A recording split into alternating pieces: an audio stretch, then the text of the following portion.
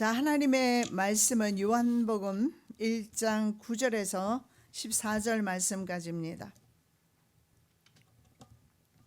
참빛 곧 세상에 와서 각 사람에게 비추는 빛이 있었나니 그가 세상에 계셨음에 세상은 그로 말미암아 지은 바 되었으되 세상이 그를 알지 못하였고 자기 땅에 오매 자기 백성이 영접지 아니하였으나 영접하는 자 곧 그 이름을 믿는 자들에게는 하나님의 자녀가 되는 권세를 주셨으니 이는 혈통으로나 육정으로나 사람의 뜻으로 나지 아니하고 오직 하나님께로서 난 자들이니라. 말씀이 육신이 되어 우리 가운데에 거하심에 우리가 그 영광을 보니 아버지의 독생자의 영광이요 은혜와 진리가 충만하더라. 아멘. 말씀이 육신이 되어서 이 땅 가운데 오셨습니다.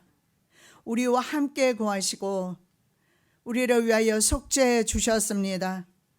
성탄절을 맞이하여 기뻐하는 가정마다 구원의 기쁨을 더하여 주시옵시고 주님으로 인하여 평강이 넘치는 귀한 시간 되게 하여 주시옵소서. 오늘도 주께서 말씀을 친히 증가하여 주실 줄로 믿사오며 거룩하신 예수 그리스도의 이름으로 기도드립니다. 아멘. 제목의 말씀은 참 하나님, 참 인간인 예수 그리스도입니다. 우리는 당연히 참 하나님이시고 참 인간으로 받아들이지만 그러나 초기 기독교회 시대에는 많은 이단들이 나타나서 인간이 아니라는 설 그리고 하나님이 아니라는 설로 논쟁을 했습니다. 그리고 초기 기독교회는 그리스도의 부활과 성령님의 임재를 중요하게 생각을 합니다. 그래서 예수 그리스도의 탄생을 기념하는 날이 따로 없었습니다. 그런데 문제는 3, 4세기경에 이단, 특히 아리우스라는 이단이 나타나면서 바로 예수 그리스도의 신성과 인성에 관한 논쟁이 있게 됩니다. 아타나시우스와 논쟁을 하게 됩니다. 그래서 이 논쟁을 계기로 해서 그리스도의 성육신, 즉 예수께서 하나님께서 이 땅에 오신 날, 그 날을 기념할 절기가 필요했습니다. 그래서 4세기부터 예수 그리스도의 공적 출현을 그동안 기념해 왔던 날이 있는데 공생에 시작하신 날을 기념하는 그런 절기가 있는데 주연절입니다. 그래서 주연절에서 분리되어 독립적인 절기로 주연절 대신에 예수님의 탄생 절기인 성탄절을 지키게 됩니다. 325년 니케아 회의를 통해서 이렇게 결정합니다. 예수님은 참 하나님이시다. 아타나시우스의 주장을 공인하게 되고 교회는 참 신이시며 참 인간으로 세상에 오신 예수님의 성탄절을 중요하게 기념하게 됩니다. 자, 성탄절이 기독교 절기로 중요한 이유가 바로 이 참 하나님이요 참 사람이신 예수께서 세상에 임하신 바로 성육신이라고 합니다. 인카네이션이라고 하는데 성육신 사건이기 때문에 그렇습니다. 자, 하나님께서 인간이 되셔서 되신 이 성육신 사건을 통해서 우리는 하나님의 사랑과 하나님의 인격을 접하게 됩니다. 그래서 하나님과 우리 사이가 원수되었는데 그 원수된 간격을 그리고 그 간격을 메꿔 주신 분이 바로 참 인간이시여 참 사람으로 오신 하나님 예수 그리스도이시다. 자, 오늘 요한은 바로 그 예수 그리스도는 참 빛이라고 말씀하고 있습니다. 자, 참 빛입니다. True Light입니다. 참 빛이 세상에 오셨습니다. 지금 많은 빛들이 있습니다. 진짜 빛이 아니겠죠. 태양도 있고 전기불도 있고 그러나 진짜 빛은 바로 예수 그리스도이시며 그분은 우리에게 구원을 주시고 생명을 주시기 때문에 진짜 빛은 바로 예수 그리스도 한 분이시다라는 사실을 알 수가 있습니다. 자, 예수 그리스도는 이 어둠의 세력에 대항해서 싸우고 있는 바로 우리 성도들입니다. 성도들의 주가 되시기 위해서 이 땅에 오셨어요. 자, 세상에 오셨는데요. 세상을 코스모스라고 합니다. 질서와 조화로서 완전한 통일체 우주를 가리킬 때 코스모스라고 합니다. 그런데 신약 성경에서 이 코스모스는 하나님 피조물로서의 우주를 가리키거나 인간 역사의 현장인 지구를 상징하거나 타락한 인류를 가리킬 때 세상이라고 합니다. 그래서 세상을 요한은 어둠이라고 표현하고 있는 겁니다. 바로 타락한 인류가 살고 있는 곳이기 때문에 그렇습니다.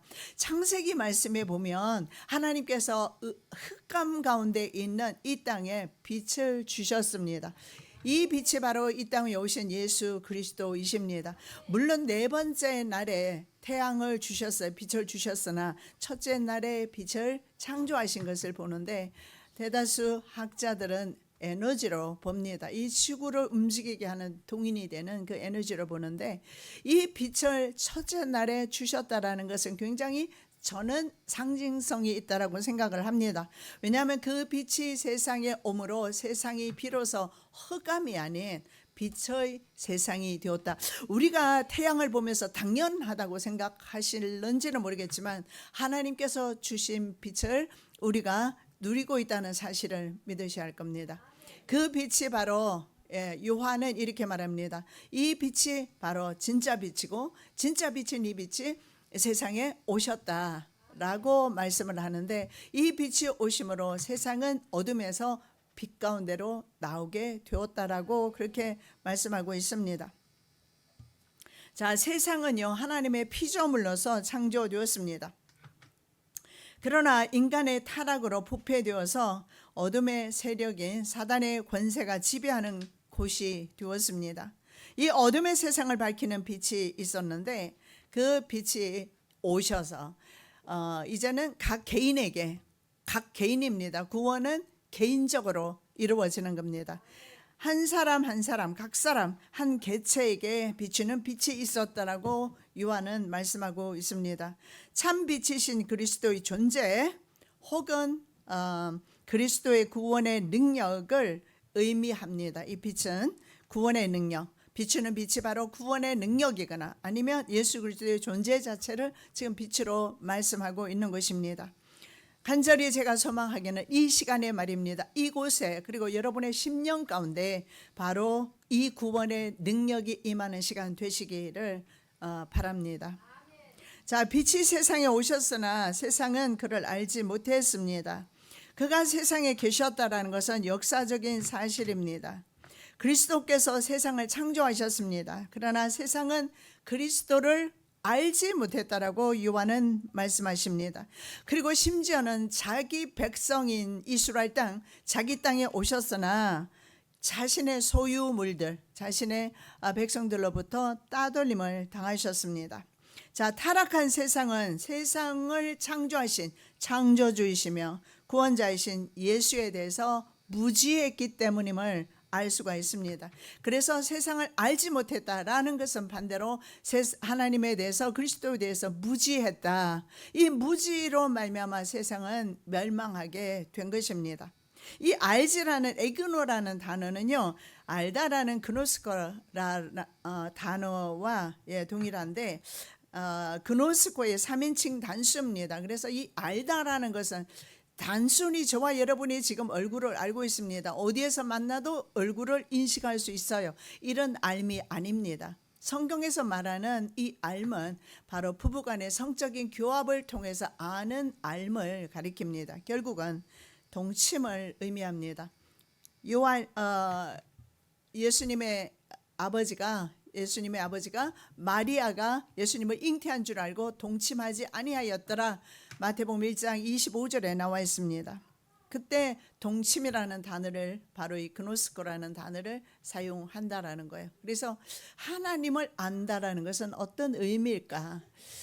하나님과 내가 동침하는 그 남편과 아내 사이처럼 친밀하다는 뜻입니다. 그래서 하나님은 경험되어지는 것이지 지식적으로 만나거나 이성적으로 이해되어지는 하나님이 아니시다라는 겁니다.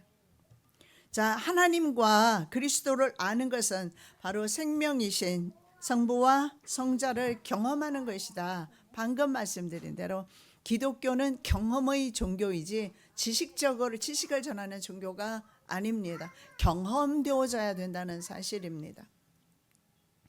자, 이런 암 바로 성적 경험입니다.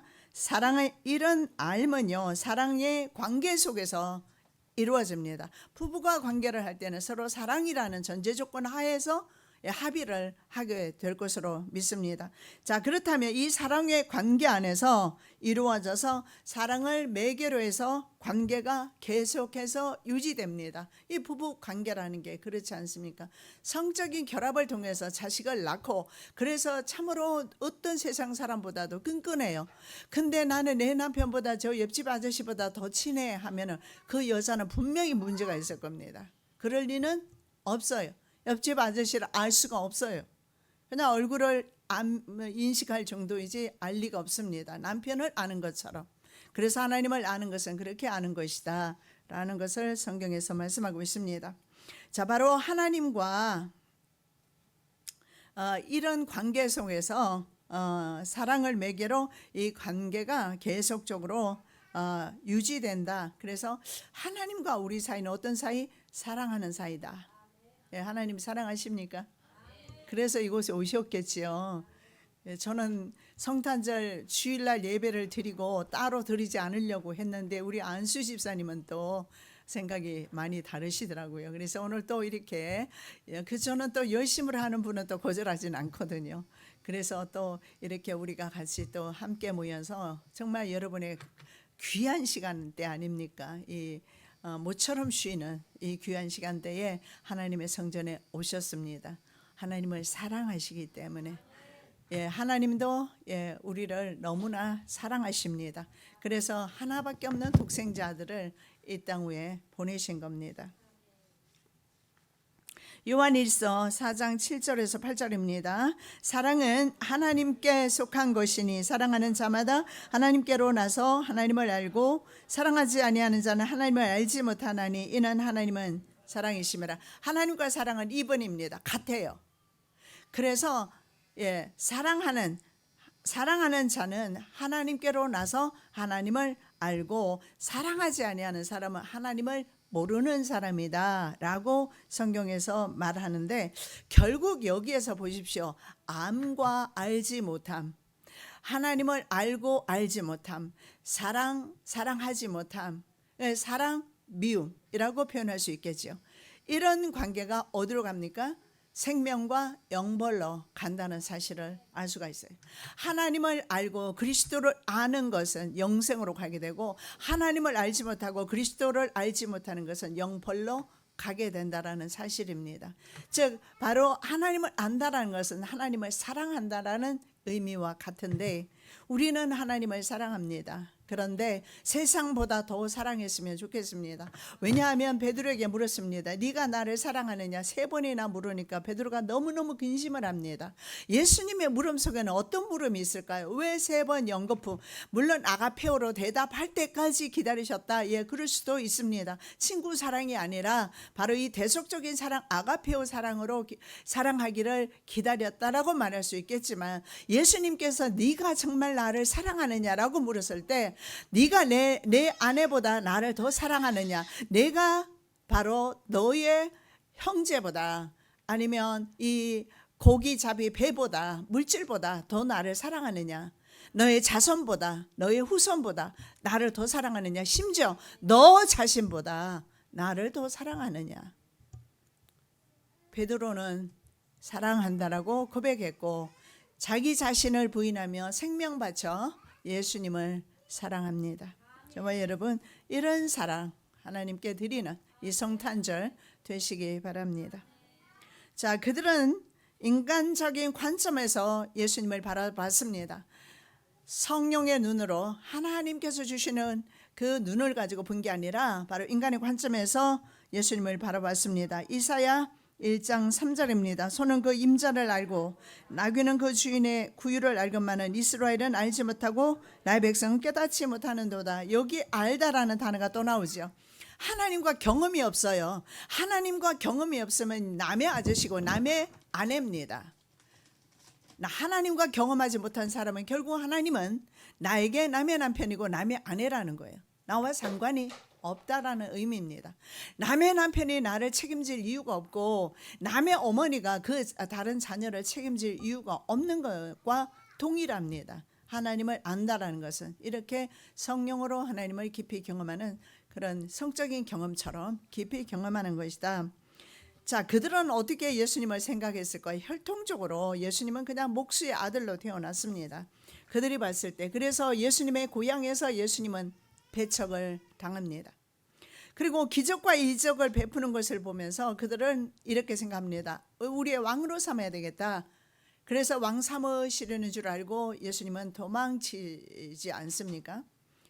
예수님은 이 땅에 희생하고 자신을 제물로 드리기 위해서 오셨습니다. 왜냐하면 죄를 지었고 하나님은 죄는 무조건 용서하시질 않습니다. 이 죄가 용서를 해야 되는데 반드시 생명은 생명으로 갚아야 돼요. 그러면 이 생명을 누군가 갚아야 하는데 누가 갚을 수가 있겠습니까? 인간은 자신의 죄를 죽을 수밖에 없는데 하나님 아니고서는 인간의 죄를 사면할 수가 없는 겁니다. 그래서 예수님이 이 땅 위에 오셔서 우리의 죄를 대신해서 죽으심으로 하나님의 분노를 누구로 뜨리신 겁니다. 그래서 우리가 바로 하나님의 자녀가 된 것입니다. 자기 땅 자기 소유의 거처인 세상에 오셨습니다. 세상은 그를 알지 못했다. 역시 동일한 단어가 나옵니다. 예수님을 경험한 적이 없는 겁니다. 자, 하나님께서는요 이스라엘을 자신의 소유 삼으셨어요. 그리고 자신의 소유 백성으로 삼으시고 특별히 제사를 드릴 수 있는, 제사를 드린다, 예배를 드린다라는 것은 특권입니다. 믿지 않는 사람 예배 드린 사람 있는가 보십시오. 그럴 일 없습니다. 우리가 드리는 이 예배는 천국에서 영원히 드려질 예배이기 때문에 이것은 우리에게는 특권입니다. 바로 이스라엘을 이렇게 제사장 나라 삼으셔서 그들에게 빛과 소금의 직분을 감당하면서 세상에서 이 죄를 이기고 죄를 극복하고 그리고 세상의 빛과 소금이 되게 하셨습니다. 그러나 이스라엘은 어떻게 합니까? 이 자신의 사명에 실패하게 되고 오히려 타락한 세상 그 어둠 속에 같이 파묻혀 버립니다. 이렇게 되자 이제 세상 구원을 위해서 물론 창세 전부터 하나님께서는 인류 구원을 위해서 예수님을 보내기로 창세기 3장 15절에 원시 복음이라고 합니다. 그래서 복음을 보내시기로 약속을 하셨습니다마는 이스라엘이 그 사명을 감당했더라면 얼마나 좋았을까요? 자, 예수님께서 성육신 하게 됩니다. 육신의 몸을 입고 거룩하신 분이 이 땅 위에 오신 겁니다. 창조주 이십니다. 그리고 우리의 구원자이시며 우리의 주인이시며 구세주이십니다. 그리스도가 자신의 땅에 오셨습니다. 자신의 백성입니다. 여러분 왕을 백성들은 인정을 해야 돼요. 왜냐하면 왕이 있어야 나라가 있고 나라가 있어야 백성이 있고 백성이 존재하려면 땅과 왕이 있어야 합니다. 내가 마음에 들지 않는 정치인이라 할지라도 우리는 인정할 필요가 있어요. 왜냐하면 그 질서가 깨어질 때 나에게는 안보가 없습니다. 안전함이 없어요. 그런 의미에서 어떤 나라 백성들도 자기 나라 물론 반역하는 사람들도 있지만 그러나 자기 왕을 배척한 경우는 별로 없습니다. 그런데 이스라엘은 자기 왕을 그렇게 배척을 하고 나중에는 십자가의 죄인처럼 그렇게 달아버렸습니다. 실제로 예수님은 죄인의 모습으로 이 땅 위에 오셨어요. 하나님 앞에는 저주받은 죄인의 모습으로 죄인들이 십자가형을 당합니다. 그래서 자신이 그 십자가형을 나무에 달린 자마다 신명기 말씀에 보면 저주받은 자라 예수 그리스도께서 직접 저주를 받으심으로 우리는 저주에서 풀려난 거예요. 그래서 우리는 죄와 사망의 법이 우리를 사망의 법으로부터 우리가 해방되었다는 사실입니다. 이스라엘 집단 공동체가 예수를 배척합니다. 예수님의 공생의 기간 전체를 통틀어서도 그들은 배척을 했고요. 예수님의 체포되고 제자들은 어떻게 합니까? 모두 도망가 버립니다. 그리고 유대 당국자들은 모의와 죽이려는 모의와 그리고 재판을 열어요. 그리고 백성들은 또 어떻습니까? 강도 대신에 바로 예수 그리스도의 죽음을 요구하는 소리를 지릅니다. 예수님의 십자가 처형 그리고 군인들의 조롱, 온 세상이 힘을 모아서 예수를 십자가에 못 박고 조롱하고 핍박하고 그렇게 했습니다. 그래서 이스라엘 전체에서 예수님은 환영받지 못하셨습니다. 예루살렘아 예루살렘아 선지자들을 죽이고 내게 파송한 자들을 돌로 치는 자여 암탉이 그 새끼를 날개 아래 모음같이 내가 내 자녀를 모으려 한 일이 몇 번이냐 그러나 너희가 원치 아니하였도다. 여기에 분명히 자기 땅에 오셨고 자기 백성에게 오셨지만 인간이 말입니다. 스스로 그리스도를 내 마음에 영접하기로 원치 않으면 안 된다라는 사실을 알 수가 있어요. 그분은 분명히 하나님이시고 하나님이 직접 오셨어도 본인이 스스로 마음의 문을 열지 않았을 때 안 된다라는 구원의 능력을 경험할 수 없고 구원을 받지 못한다는 사실을 알 수가 있습니다. 그래서 이스라엘은 그리스도의 소유라는 바로 영광스러운 그런 특권이 상실됩니다. 선민 이스라엘에서 대신 예수님의 제자들과 그 다음에 성도들 영접하는 자로 오늘 본문에는 나와 있습니다. 영접하는 자, 그 이름을 믿는 자, 성도에게로 하나님 자녀의 특권이 넘어가게 된 것입니다. 여러분 그 로마서의 말씀에 보면 바로 사도 바울은 하나님께서 원가진 이스라엘을 버렸다. 이방인인 너희일까 보냐. 너희도 버린다라는 거예요. 그래서 우리는 이 귀한 구원을 잘 간직해야 하겠다. 구원의 능력을 날마다 경험하면서 감사함으로 살아야 하겠다라는 결단이 필요할 것 같습니다. 우리 또한 복음의 군사로서 군사답게 살지 못하고 빛과 소금의 직분을 감당하지 못하고 그저 자기 이기심을 따라서 세상 사람들하고 동일하게 욕심과 탐욕을 따라서 계속 살아간다면 이스라엘을 버리신 하나님께서 동일하게 원가지도 버렸는데 나머지 가지는 버리지 않겠느냐. 사도 바울의 말이 어쩌면 그 선포가 우리 그리스도인들에게도 그대로 적용이 될 줄로 믿습니다. 그렇다면 그리스도의 소유라는 특권마저 잃어버리게 될 것이다. 그래서 사도 바울은 내가 복음 전한 후에 내가 하나님께 버림받지 않기를 원한다라고 말합니다. 그렇게 수고하고 복음 전한 후에도 버림받을까 노심초사에 염려하면서 삼가 조심하면서 구원을 이루어 나갔던 사도 바울의 그 걸음을 우리가 생각하면서 우리도 이제 마지막 해입니다. 그리고 새해를 시작하면서 그 걸음을 사도 바울의 걸어갔던 걸음을 우리 또한 걸어가야 될 줄로 믿습니다. 자, 이 범죄한 세상도 마찬가지입니다. 창조자이신 그리스도를 알 턱이 없습니다. 배척합니다. 그래서 예수께서는 하나님을 알지 못하는 사람은요 바로 마귀의 자식으로 선포하십니다. 성경의 요한복음 말씀에 보면 믿지 아니한 사람은 이미 믿지 아니함으로 심판받았다 이렇게 말씀합니다. 믿지 않기 때문에 이미 심판받은 것과 같다. 믿지 않는다는 것은 하나님을 알지 못하고 하나님을 알지 못한다는 것은 하나님과 아무런 관계가 없어요. 부부 관계가 아닙니다. 부부 관계가 될 때에 우리의 생명을 책임져 주신다는 겁니다. 성경에 어디 부부 관계를 묘사하느냐고요? 호세아서 가보십시오. 호세아는 하나님을 상징하고 고멜은 계속해서 다른 남자와 동침하고 자식을 낳아서 오는 불륜의 여인 고멜은요 바로 우리를 상징하지 않습니까?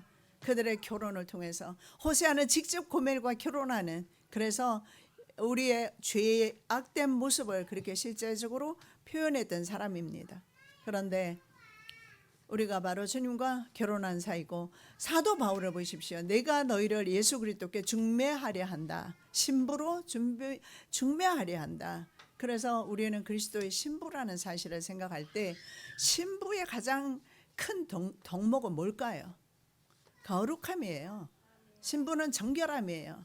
신부가 다른 남자와 잠을 자거나 하면 되겠습니까? 거룩함이고 정결함이에요. 구별되는 삶을 살아야 된다는 사실입니다.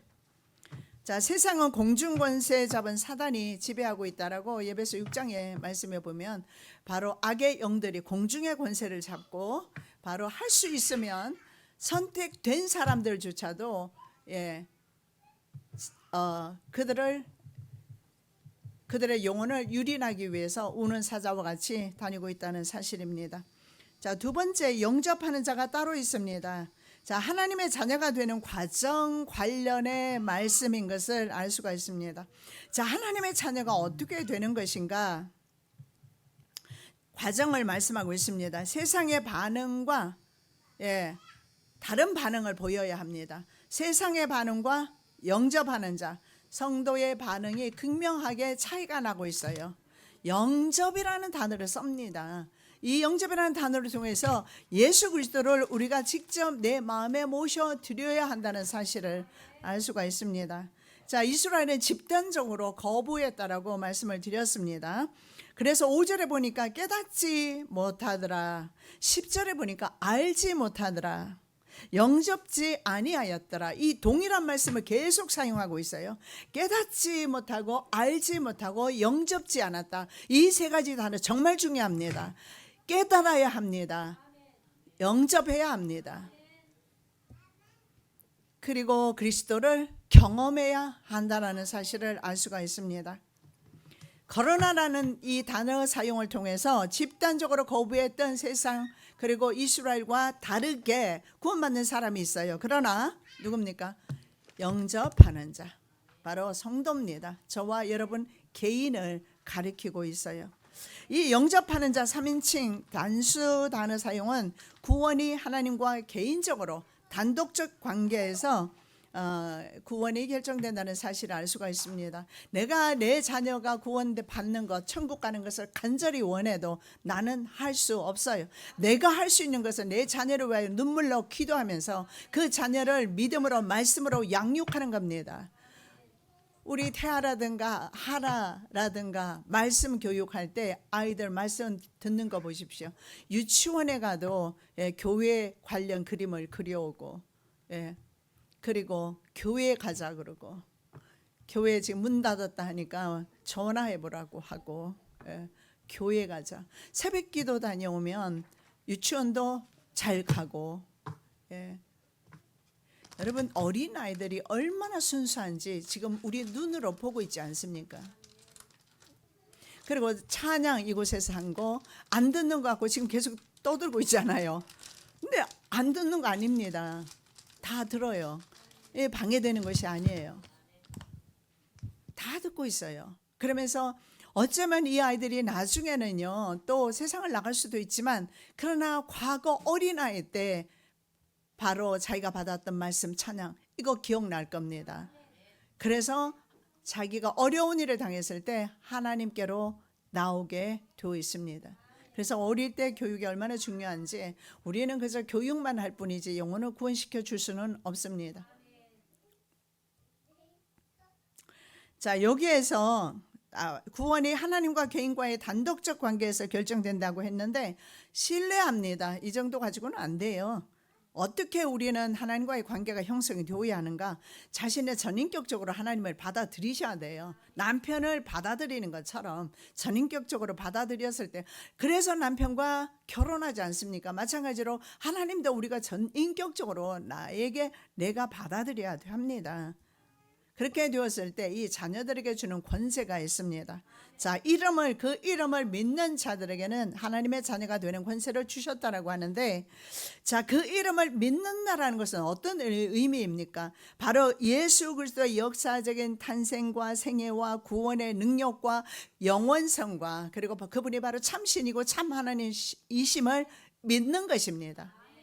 예수님이 옆에 계셨어도 베드로 일행은요, 나면서 불에도 물에도 넘어지고 자빠지고 하는 아이를 치료하지 못해요. 귀신을 쫓아내지 못합니다.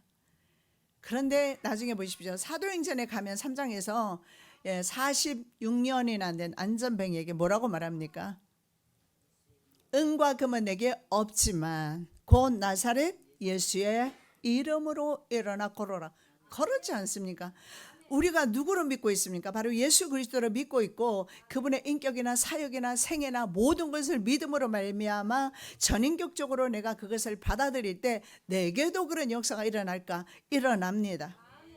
베드로뿐만 아니라 우리 또한 예수 그리스도 그 이름을 온전히 믿을 때 이런 역사가 나타난다라는 것입니다. 자, 하나님을 구주로 모신 자에게 하나님의 자녀가 되는 권세를 주셨기 때문에 그렇습니다. 왜냐하면 어둠의 자녀에서, 세상에 속한 어둠의 자녀에서 빛의 자녀, 하나님의 자녀로 신분 변화가 일어났어요. 만일에 나같이 아무것도 없는 이런 사람의 말이 다른 사람에게 영향을 줄까요? 아니면 대통령 자녀가 나와서 어디 개발을 합니다 하면 그 사람의 말을 들을까요? 모르겠어요. 자, 어떤 곳에 개발을 앞으로 하게 될 것인데, 어떤 지역에 개발을 하게 될 것인데, 나는 그래도 필라교의 목사입니다. 내가 가서 그 동네 사람이나 주변 사람에게 이 지역을 개발할 거야 하면 그 사람이 움직이겠습니까? 안 움직여요. 그런데 예를 들어 대통령의 자녀가 와서 이 지역을 개발할 거야 하면 너도 나도 땅 살 겁니다, 미리. 그러면 대통령의 자녀에게 권세가 있어요? 누구에게 권세가 있는 거예요? 아버지에게 권세가 있는 거예요. 우리가 세상을 이기는 법이 여기에 있습니다. 내가 권세가 있어서가 아니라 내 아버지가 권세 있기 때문에 내 아버지를 믿고 내 아버지의 이름 붙들고 살아갈 때 그 권세가 나타난다라는 겁니다. 이 자녀가 되다라는 단어가 있어요. 이 되다라는 것은 과거에는 존재하지 않았어요. 옛날에는 내가 하나님 없이 살아갈 때 무기력하게 살아갔습니다. 그러나 되다, 신분 변화가 일어났어요. 왕의 자녀가 되었습니다. 완전히 변화돼서 하나님 자녀라는 신분의 변화가 일어났습니다. 그래서 이런 어떤 신분 변화가 일어나는 역사적인 시점이 있는데, 그때가 바로 중생하는 때입니다. 이 중생을 경험한 사람은 하나님의 자녀로서의 특권을 누리게 될 것이고, 그 이름을 의지했을 때 능력이 나타난다라는 거예요. 이 자녀라는 의미 속에는요, 원어에 보면 두 가지 의미가 있어요. 테크논, 상속자라는 뜻이 테크논이 있고요, 효스가 있습니다. 자, 죄악 세상에서 중생을 통해서 거룩하신 하나님의 자녀가 되는, 바로 출신 변화로 인해서 자녀의 권세를 부여받는데, 이 휘오스라는 말은 아들이라는 의미도 있고 테크논, 상속자라는 의미가 있어요. 자, 여기에서 자녀이면서 바로 기업을 이을 자, 아브라함이 이 내 기업을 이을 사람은 저 내 종 엘리에셀입니다 이렇게 말해요. 그러니까 하나님께서 아니다, 내 몸에서 날 자가 너의 상속자다. 바로 그 상속자가 자녀를 가리키는데, 상속자라는 의미는 어떤 의미입니까? 아버지의 모든 재산뿐만 아니라 이름과 명예와 모든 것을 받습니다. 이 말은 우리가 왜 권세가 있느냐, 세상에는 아무것도 아닌 것처럼 보일지라도 하나님 나라를 미래에 상속받게 되기 때문에 우리는 하나님 나라의 상속자입니다. 그래서 하나님 아들로서, 상속자로서 우리는 권세가 있습니다. 그래서 어디 가도 주눅들지 않으시기 바랍니다. 나는 하나님의 종이고, 나는 하나님의 자녀고, 나는 하나님 나라를 유업으로 앞으로 받을 사람이에요. 그렇기 때문에 세상에서는 아무래도 난 괜찮다, 내가 아니면 괜찮은 것이지. 그러니까 나중에는 부동산 그 분이 사장되는 분이 커피를 들고 와서 드시라고 그러고, 이분은 저한테 좀 친절하게 말해요. 왜냐하면 제가 미국에서 오래 있다 왔다는 걸 알아요. 그러니까 모르는 거 있으면 저한테 다 좀 물어보세요. 그러면서 친절하게 나중에 남아서 나한테 또 알려주더라고요. 알려주고 하는데, 2번 물을 수 있잖아요. 그런데 왜 한국 사람들은 2번 물으면 언짢아 해요? 공무원 그러시면 안 돼요. 2번 물으면 언짢아요. 내가 속으로 생각했어요. 만일에 당신이 예수를 믿지 않는다면 너는 그럼 하나님 나라에 대해서, 하나님에 대해서 알고 있느냐? 믿는다 할지라도 얼마나 알고 있는가? 지식이 다를 뿐이에요. 그렇다면 그 사람들이 가진 지식과 내가 가진 지식을 사실 비교한다면 남들은 웃을 수도 있어요. 그 사람이 더 지식이 많을 수도 있고, 나는 그렇게 생각 안 합니다. 나는 영적인 지식을 가지고 있기 때문에, 하나님을 아는 지식을 가지고 있기 때문에 나는 그 사람보다도 차원이 다른 지식을 가지고 있다, 나는 이렇게 믿어요. 그분들이 봤을 때 99세 노인네가 지팡이 짚고 와서 계약하겠다고 오고, 그런 것을 보면서 무시할 수도 있겠지요. 그것은 자신의 인격입니다. 자, 하나님의 이런 절대적인 권능을 엑수시아라고 하는데, 이 하나님의 권능이 성도에게 덧입혀져 있는 겁니다. 그래서 죄와 어둠의 세상에서 자유롭게 됨으로 새 신분의 사람답게 하나님 영광과 그의 나라 확장을 위해서 우리가 살아가야 할 것입니다. 이런 세상에 우리가 암흑에 우리 또한 같이 암흑 속에 파묻히지 말고, 사울을 보십시오. 사울 왕은 하나님께 은총받은 사람이었지만 나중에는 그 은총을 빼앗기게 됩니다. 그 다음에 하나님 자녀의 출생에 관련된 말씀입니다. 출생, 하나님 자녀로서 어떻게 출생하는가? 이고데모와 대화에서 2번 태어나야 된다라고 말씀하는데, 그래서 중생이라고 합니다. 자, 이 중생이라는 것은요, 중생은 정말 중요한 내용이에요. 사람의 혈통으로나 아니면 사람의 뜻으로 아니면 육정으로 되는 것이 아니다. 3가지에 이르는 중생에 이룰 수 없는 네거티브 3가지를 지금 말씀하고 있는 거예요. 자, 그것이 이스라엘 백성들이 그렇게 자랑했던 혈통입니다. 아브라함의 자녀라는 거. 그래서 예수님께서 내가 너희들을 자유케 하리라 하니까, 우리가 아브라함의 종으로서, 아브라함의 후손으로서 종이 된 적이 없는데 어떻게 우리들하고 자유케 한다고 말하느냐. 오히려 그들은 아브라함의 후손이라는 그 명분만 가지고 하나님을 알지 못하고 오히려 세상과 그리고 죄로 말미암아 죄의 종이 되어 있다는 사실을 알 수가 있습니다. 자, 그들이 그렇게 자랑했던 바로 피나 혈연, 육체적인 혈연 관계는 무관하다.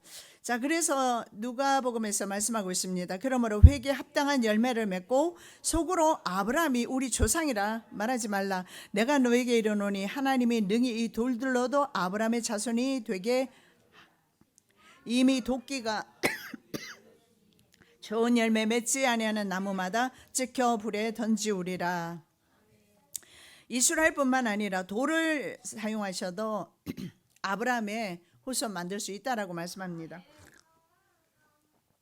마찬가지입니다. 하나님의 자녀도 나 아닌 다른 사람을 통해서도 하나님은 자녀 삼으실 수 있다라는 사실을 우리가 아셔야 합니다. 자, 육정은 뭐냐 하면요, 성욕을 비롯해서 인간의 육체적인 쾌락, 육체적인 욕망입니다. 육체적 욕구나 세상적 정욕입니다. 이거 모든 것은 성령의 뜻에 거슬리는 행위들입니다. 이것은 바로 빛의 일들이 아니고 세상의 일입니다. 그래서 이 세상 일 자체로는 구원이 불가능하다. 왜 그럴까요? 세상 자체가 암흑이기 때문에 세상 일을 가지고 내가 혈연이나 내 피나 이런 것으로 혈통 가지고 내가 좋은 집에 태어났으니까 구원 못 받는다라는 거예요. 그것으로는 구원이 이루어지는 것이 아니다. 사람의 뜻은 뭘까요? 사람의 뜻은 좀 더 고상합니다. 이제 수양한다든가 아니면 이성적인 노력을 하거나 아니면 율법을 준수하거나. 그래서 구약 사람들은, 유대인들은 율법을 준수했습니다. 그래서 613가지 장로들의 유전까지 만들어 놓고 준수합니다. 그것 가지고도 안 된다라고 말하고 있어요. 구원에 이를 수 없습니다. 절대자에게 도달할 수 없다라는 거예요. 그렇다면 우리는 교회 오지 말고 산으로 가야 돼요. 산에 가서 수양하셔야 돼요. 여러분, 내가 수양을 한다 해서 내가 신의 경지에까지 도달할 수 있겠습니까? 절대 그럴 일 없다 생각합니다. 저는 목회 사역 40년이 넘어가도록 지금까지 오지만 여전히 죄악된 내 모습을 보거든요. 그럴 수 없어요. 무조건 하나님의 은혜입니다. 중생하게 하시는, 거듭나게 하시는 하나님의 은혜를 경험하셔야 합니다. 자, 그래서 세상 근본적으로 이 절망 가운데 있는 세상에서는 구원받을 수 없다. 세상에서 육체를 따라서 어렵게 될 사람은 하나도 없다라고 로마서에서 말씀을 하고 있습니다. 로마서 3장 20절의 말씀에 보면 율법은 죄를 깨닫게 해줄 뿐이고 도를 닦는다는 것은 사람으로 좀 이렇게 선을 행하게 해주는 좀 더 높은 차원으로 좀 더 인간답게 살게 해줄지는 모르지만 구원과는 관계가 없다라는 겁니다. 그래서 행위로 구원 얻을 사람은 없다라고 성경은 말씀하고 있습니다. 자, 세 번째로 말씀이 육신으로 오셨습니다. 우리 가운데 거하심에 이렇게 말씀합니다. 이것이 바로 성육신 사건을 가리킵니다. 우리 가운데 거하다라는 말은요, 바로 텐트 치고 산다라는 에스케노센이라는 단어를 사용하는데, 에스케노센이라는 이 단어, 장막 치다 하는 것은, 여러분 장막 친 그런 사건이 언제 있었습니까? 이스라엘이 출애굽했을 때 광야에서 장막을 치고 살았습니다. 그리고 하나님의 교회가 어디에 있었습니까? 장막 안에 있었고, 그 장막 안에 하나님의 교회가 있는 그곳을 하나님의 임재의 장소로 그렇게 보았습니다. 실제로 하나님은 그곳에 임재해 계셨고, 그리고 그 주변의 12지파가 진영을 형성하고 살아갔던 겁니다. 그래서 하나님이 거하신 곳이 바로 장막이라는 사실입니다. 그래서 오늘 요한 사도는 바로 이 장막이라는 구약의 그 사상을 이제 예수님의 성육신으로 비유해서 말씀하고 있는 겁니다. 예수님께서 바로 장막을 치고 이 땅 위에 살러 오셨다. 그 예수님이 바로 말씀이다. 왜냐하면 말씀이 육신이 되어 오셨다 그랬고, 창세기 1장에 보면 말씀으로 천지를 창조하셨다라고 되어 있어요. 그래서 그 말씀은 로고스, 그 말씀은 바로 예수 그리스도이시다. 자, 그리고 요한은 예수님의 성육신으로 비교하면서 그 요한의 경우에 예수님의 그 영광스러운 모습을 경험한 적이 있습니다. 그것이 바로 변화산 사건입니다. 그 변모하시는 사건이기 때문에 변화산이라고 해요.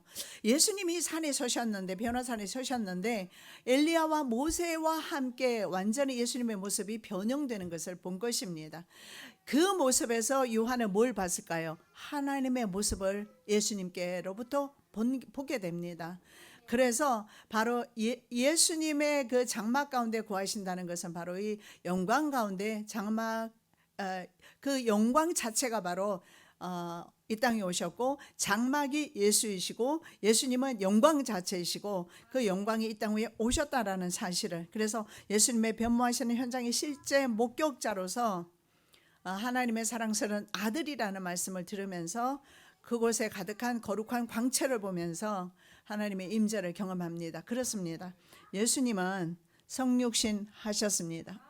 이 땅 위에 오셨고, 그리고 그 사실은 이렇게 목격자가 증가하는 것처럼 그분은 바로 참 인간이고 참 하나님으로 영광스럽게 이 땅 위에 계실 때 제자들에게 보여주셨고, 지금 영광스러운 모습으로 하나님 보좌 우편에 계십니다.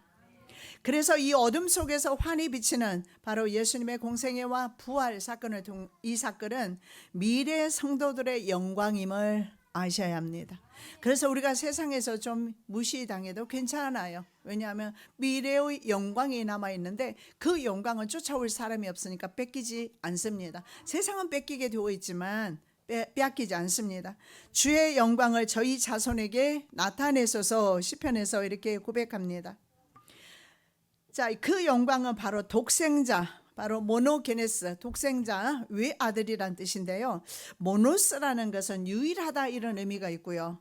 게노스는 종류 혈족입니다. 그래서 그 합성으로서 그리스도는 하나님의 자녀 중 여러 명이 아니라 이 세상에 바로 완벽하게 오신 바로 홀로 계신 하나님의 아들이시다. 그래서 독생자라고 그렇게 말합니다. 왜냐하면 구약시대 때나 그 당시 시대에 외동딸이나 외동아들을 독생자라고 보통 불렀어요. 그러나 요한은 오직 예수 그리스도께만, 영광스러운 그 모습을 본 요한은 예수 그리스도만 독생자라고 표현을 하고 있는데, 왜냐하면 그분에게는 은혜와 진리가 충만했기 때문에 그렇습니다. 이 구약 성경에서 은혜는요, 하나님의 성품을 나타내요. 진리도 마찬가지입니다. 진리는 예수님이 뭐라고 하십니까? 내가 바로 길이고 진리이다 생명이다 말씀하셨지 않습니까? 그래서 은혜와 진리는 하나님을 나타내고 동시에 예수님을 나타냅니다. 바로 하나님의 성품과 진리가 바로 말씀이신 그리스도의 성품이라는 사실을 알 수가 있습니다. 그래서 이 은혜는요, 바로 어떤 것일까요? 하나님께서 독생자를 이 땅에 보내신 하나님의 일방적인 행위와 관련이 있습니다. 하나님께서 세상을 이처럼 사랑하사 독생자를 주셨으니, 자, 바로 이 성육신 하신 그리스도가 지상 사역을 통해서 하나님의 본성을 드러냈습니다. 그래서 예수를 통해서 우리는 하나님을 알게 된 것입니다. 나와 아버지는 하나이니라 하신데 10장 30절에 그렇게 말씀합니다. 말씀을 맺겠습니다. 그리스도로부터 흘러나온 은혜와 진리, 하나님의 속성 자체가 은혜와 진리라고 했습니다. 이 그리스도로부터 흘러나온 은혜의 진리, 성탄절을 맞이하는 저와 여러분에게도 그대로 임할 줄 저는 그렇게 믿습니다. 그래서 그리스도로부터 흘러나온 이 은혜와 진리가 우리의 가정과 우리의 산업장과 그리고 우리 심령 가운데 차고 넘치는 은혜가 있으시길 기원합니다. 살아계신 아버지 하나님 감사합니다. 은혜와 진리는 정적인 상태가 아니라 역동적입니다. 우리 가정에 흘러넘치기를 원하며 내 심령 가운데 먼저 흘러넘치기를 원합니다. 그래서 하나님의 자녀답게 권세 있고 능력 있게 살게 하여 주시옵시고 세상을 이기고 자신의 정욕을 이기게 하여 주시옵소서. 중생한 사람답게 하나님 나라 백성답게 권세 있고 능력 있게 살게 도와 주시옵소서.